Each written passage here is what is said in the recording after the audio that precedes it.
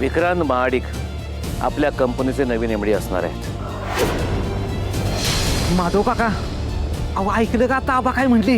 विक्रांत साहेब एवढी, मग इंद्रजित साहेबांचं काय झालं? आणि विक्रांत साहेब आता आणि इंद्राची सेवा इथं काय करणार? त्यांचं घरातली घरात काहीतरी ठरलंच असेल की.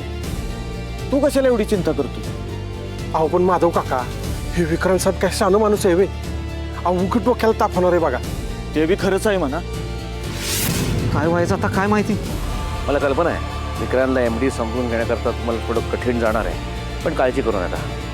मी अजूनमधून कंपनीत येत राहीन, माझं लक्ष आहेच. पण कंपनीचा कारभार विक्रांत सांभाळणार आहे.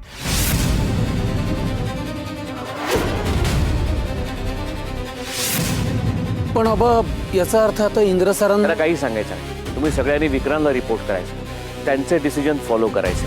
मला खात्री आहे विक्रांत आपली कंपनी ज्या उंचीवर आहे त्याहीपेक्षा उंच उंचीवर घेऊन जाईल. त्यालाही आपल्या कंपनीची काळजी आहे. तो कामात हुशार आहे आणि यापुढे काम करता करता तू शिकत जाईल. विक्रांत, सगळ्यांना हेवा वाटेल असं काम करून दाखव. ऑफकोर्स आबा.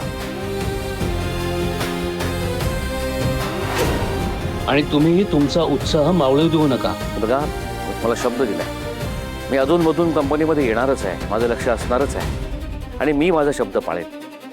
पण तुम्ही सगळे मनापासून काम करा जसं आधी करायचं आणि विक्रांतला साथ द्या. विक्रांत, मी तुला एमडी केलं. एमडी हे पद खूप जबाबदारीचं आहे. त्याकरता खांदे भरभक्कम लागतात. मला खात्री आहे मी जे शक्य करून दाखवले ते तूही करून दाखवशील. मनापासून काम कर. All the best. थँक्यू आबा.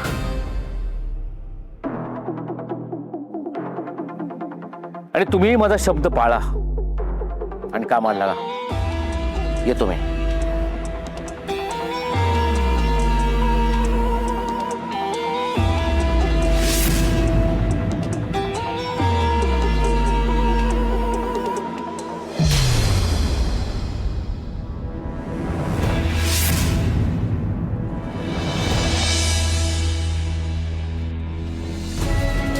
इंद्रजित साहेब एकटंच वस्तीत आल्यात आणि काही सांगायला बी तयार नाहीत.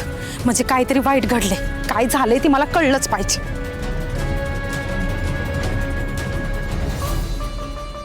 राणे, ए राणे, अगं ए राणे, राणे बाहेर ये जरा. आलात पुन्हा एकदा तुमचं थोबाड घेऊन आलात आमच्या दारात.